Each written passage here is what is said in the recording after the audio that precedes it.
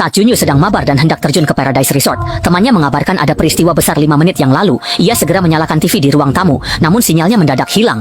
Seketika ponselnya berbunyi memberikan peringatan bencana. Masih bingung, ia berjalan perlahan ke balkon dan melihat warga apartemen berlarian keluar dengan panik. Ia bahkan melihat mobil pemadam kebakaran kehilangan kendali dan menabrak mobil yang terparkir di pinggir jalan. Junyu segera menelepon ambulans, namun sedetik kemudian, ketakutan, ia menatap kacau kerumunan itu.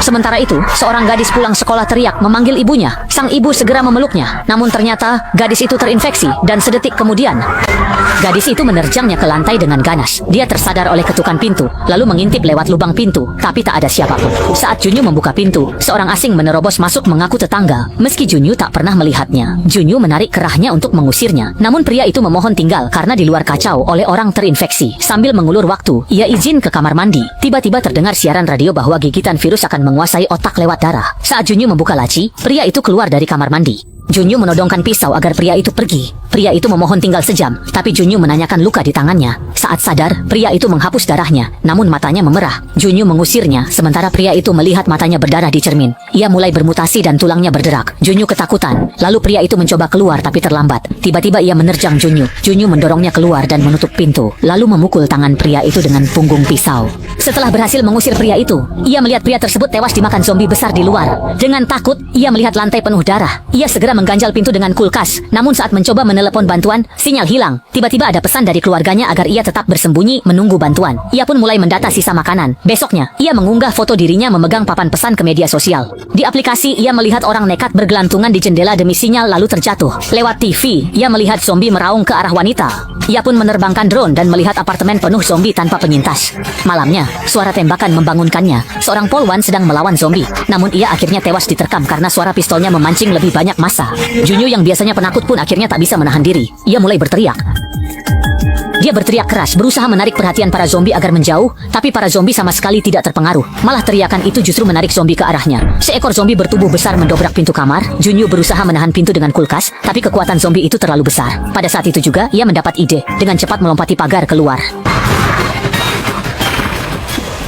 Zombie itu meleset menerjang. Ia pun lolos. Saat itu ia melihat polisi wanita tadi sudah jadi zombie. Kembali ke rumah, ia segera memperkuat pintu. Ia menyadari serangan tadi membuat isi kulkas tumpah, membuat sisa makanan makin langka. Hari berlalu, stok makanannya menipis, hingga ia terpaksa mengganjal perut dengan arak simpanan ayahnya. Sialnya, iklan mie ramen di TV membuat Junyu tak tahan, dan melahap mie instan terakhirnya. Mie lezat itu sempat menghiburnya, namun ia tak sengaja menumpahkan botol air. Saat ke dapur, ia sadar air sudah mati dan sangat menyesal. Ia terpaksa menjilati sisa air di meja dengan malu. Hari berikutnya, TV hanya menayangkan berita serupa sementara makanan sudah habis. Saat Junyu putus asa, ibunya mengirim pesan suara. Karena tak ada sinyal, Junyu nekat memanjat pagar balkon demi mendengar isi pesan itu. Tak disangka, isi pesannya ternyata seperti ini. Dari seberang terdengar jeritan memilukan, kemungkinan besar nasib ibu Junyu sudah sangat buruk. Junyu hampir kehilangan akal. Ia melampiaskan amarahnya dengan membanting barang-barang di sekitarnya. Namun, semua itu sama sekali tidak cukup untuk melampiaskan amarahnya. Ia ingin membalas dendam pada para zombie itu. Setelah membuka pintu, ia langsung menghantam kepala salah satu zombie dengan keras. Ia sengaja membuat suara di lorong, berharap semua zombie datang mencarinya. Di tikungan, ia melihat zombie sedang makan. Itu penyusup rumahnya dulu. Saat zombie itu merangkak mendekat, Junyu memakinya. Tiba-tiba, sekelompok zombie muncul dari kanan. Ia panik dan lari, tapi di depan pun ada gerombolan lain. Ia buru-buru menekan tombol lift, dan tepat saat zombie mendekat, pintu terbuka. Zombie pun berhamburan keluar. Junyu selamat karena sembunyi di tumpukan barang. Saat zombie pergi, ia bergegas pulang, namun terpaksa sembunyi lagi di balik dinding karena ada suara. Ternyata itu cuma zombie buta. Junyu pun masuk rumah dan mengunci pintu, tapi suara itu memancing zombie lain yang ternyata masih punya ingatan dan mencoba mendobrak masuk. Malamnya dia lihat kota meledak dan listrik padam. Itu membuatnya putus asa. Dia pun hendak mengakhiri hidup agar mati sebagai manusia. Namun, saat naik ke bangku, sinar inframerah menyorot wajahnya dari gedung seberang. Mendadak, dia tak ingin mati. Dia berjuang sekuat tenaga, untung talinya tak kuat sehingga dia pun selamat. Sinar itu menunjuk 2 kata di dinding dan berkata, ternyata di seberang sana ada seorang gadis cantik. Melihat ada penyintas lain seperti dirinya, Junyu sangat gembira dan melambaikan tangan. Mereka berjanji akan saling menghubungi lagi besok pagi pukul 7, lalu kembali ke kamar masing-masing. Gadis itu, Yubin, juga terjebak namun lebih ahli bertahan hidup. Ia mengatur pola makan hariannya dengan sangat ketat dan memasang perangkap zombie. Besoknya, mereka bertukar nama. Sadar Junyu sudah lapar, Yubin ingin mengirim makanan dengan mengikatkan tali di antara 2 gedung. Tapi hasilnya... Junyu menggunakan drone miliknya untuk menarik tali pengirim makanan dari Yubing ke gedungnya. Saat hendak makan kenyang, ia sadar zombie pemadam kebakaran menemukan tali tersebut. Junyu memperingatkan Yubing, namun zombie pemadam kebakaran tersebut menarik talinya hingga Yubing terbentur meja dan pingsan. Menakutkannya, zombie itu masih ingat cara memanjat dan mulai memanjat ke lantai atas. Junyu pun sadar bahwa situasinya kini menjadi semakin gawat. Junyu mengambil botol dan melemparnya untuk memancing zombie, tapi zombie tak acuh. Melihat zombie hampir memanjat ke lantai kanan, Junyu segera menerbangkan drone untuk mengganggunya. Cara ini berhasil sebentar sebelum drone dipukul jatuh, tepat saat zombie hampir naik ke atas.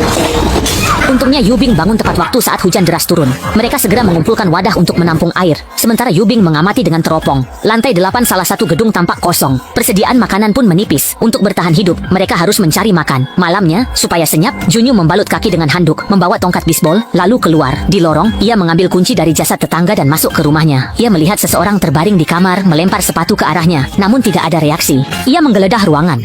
Di kulkas yang berbau busuk, ia menemukan minuman kaleng layak konsumsi. Di kamar mayat, ia mendapat makanan kaleng dan 2 walkie-talkie. Saat hendak pergi, ia nekat melihat wajah mayat diranjang. Tiba-tiba, zombie menerkam dari belakang.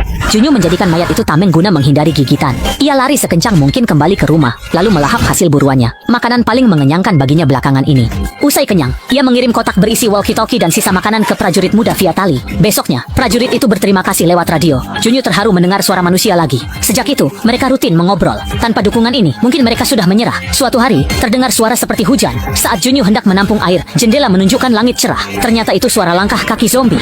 Tiba-tiba, para zombie bergerak serempak ke arah yang sama. Melihat itu, kedua orang tersebut segera tiarap di lantai tanpa berani bersuara karena takut. Namun, saat prajurit muda hendak mengambil kapak, ia tak sengaja menjatuhkan rak hingga suaranya menarik perhatian zombie. Mereka mulai mendekati kamar kanan, dan ia mendengar langkah kaki zombie semakin dekat. Ia berdiri terpaku, bingung harus berbuat apa.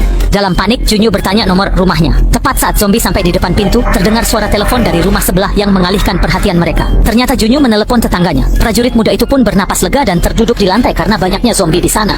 Sadar bahwa rumah tak lagi aman, mereka memutuskan pindah ke sisi kanan mencari lantai tanpa zombie. Usai berkemas dan mengikat tali, Yubing langsung melompat mendahului Junyu. Puluhan zombie menyerang, namun ia dengan lincah berhasil menghindar dan menerobos kerumunan hingga Junyu terkesima. Tapi zombie terlalu banyak. Saat menemukan senjata, ia tiba-tiba dijatuhkan oleh zombie. Di saat kritis, sebuah kepala zombie langsung dihancurkan dengan tongkat. Ternyata Junyu juga turun dari atas untuk membantu. Mereka berdua bertarung berdampingan dan berhasil menerobos kepungan zombie. Mereka masuk ke dalam gedung dan segera menutup pintu kaca. Tepat 1 detik sebelum pintu itu dihancurkan, mereka akhirnya berhasil naik lift ke lantai atas. Benar saja, lantai ini benar-benar kosong. Mereka mulai mencoba membuka pintu kamar. Saat itu, di lorong muncul seekor zombie. Hanya satu saja. Ketika Junyu hendak maju untuk mengatasinya, zombie menyerbu. Yubing mencoba buka pintu, sementara Junyu menarik jaring besi untuk menahan mereka. Namun zombie menariknya jatuh. Junyu memukul dengan tongkat baseball. Tiba-tiba pintu terbuka, Yubing ditarik masuk, dan granat asap menggelinding ke arah Junyu. Paman menyelamatkan mereka. Di rumah, Paman menuangkan air, tapi Yubing waspada karena yakin lantai ini kosong. Setelah Paman minum duluan, mereka tenang dan mulai makan. Paman bilang makanan cukup sampai tim penyelamat datang. Mendengar itu mereka terharu. Akhirnya ada harapan di dunia kiamat. Yubing tanya soal anak Paman setelah lihat foto. Paman menjawab penuh makna. Yubing merasa pusing lalu mereka berdua pingsan. Ternyata makanan mereka telah diberi obat oleh Paman yang jahat itu. Dia mengikat Junyu, lalu menyeret Yubing ke dalam sebuah kamar anak-anak. Si Paman keluar, mengunci pintu, lalu melepas tali di sampingnya. Ujung tali itu terikat pada istrinya, yang sudah jadi mayat hidup. Karena tak tega membunuhnya, dia menipu para penyintas untuk dijadikan makanan bagi istrinya. Mungkin anaknya juga sudah dimakan. Setelah Paman melepaskan tali, zombie itu langsung menerkam Yubing. Yubing ketakutan dan menjerit histeris. Tapi tak lama kemudian, ruangan itu menjadi sunyi. Paman itu merasa sangat heran, lalu membuka pintu kamar untuk melihat apa yang sebenarnya terjadi. Untungnya zombie itu hanya menggigit leher pamannya. Ternyata tadi Yubing menutupi perutnya dengan bantal, sehingga berhasil lolos dari bahaya. Paman yang digigit tak melawan karena cinta pada istrinya. Ia membiarkan dirinya dimakan. Yubing tak sanggup melihatnya lalu menembak mati keduanya. Suara tembakan menarik perhatian zombie yang langsung menyerbu ke atas. Junyu dan Yubing sadar paman itu jahat, maka ucapannya soal tim penyelamat bohong. Keduanya merasa putus asa. Takut jadi zombie, Yubing minta Junyu menembaknya, tapi Junyu tak tega. Saat bersih tegang, Junyu mendengar helikopter tim penyelamat pemerintah. Yubing menangis haru, harapan kembali muncul. Mereka menuju atap gedung agar mudah ditemukan tim penyelamat. Keduanya bersenjata lengkap, menerobos nekat, dan berlari kencang ke atap sambil dikejar zombie. Namun zombie itu sangat cepat dan segera menyusul. Junyu menyuruh Yubing naik duluan memanggil bantuan, sementara ia menahan zombie. Saat Yubing sampai di atap, helikopter tak ada. Junyu pun tiba, dan saat memandang langit kosong, keduanya merasa putus asa. Hanya dalam waktu yang sangat singkat setelah itu, para zombie yang haus darah pun segera menyerbu naik ke atas, sehingga memaksa mereka berdua terpojok hingga ke ujung tanduk yang sangat berbahaya. Menghadapi gelombang demi gelombang zombie yang terus-menerus berdatangan tanpa henti, jumlah sisa amunisi peluru yang masih mereka miliki saat ini benar-benar terasa tak berarti apa-apa sama sekali. Saat peluru terakhir habis, nyawa mereka mulai terancam, tapi mendadak, deru helikopter terdengar dari belakang mereka. Itulah tim penyelamat yang mereka tunggu-tunggu, dengan kekuatan tembakan dahsyat yang berhasil menahan serbuan para zombie. Akhirnya, kedua orang itu berhasil diselamatkan dan benar-benar selamat. Tak lama kemudian, sinyal komunikasi pulih, dan Junyu melihat notifikasi panggilan tak terjawab di ponselnya. Setelah itu, ia pun tersenyum bahagia.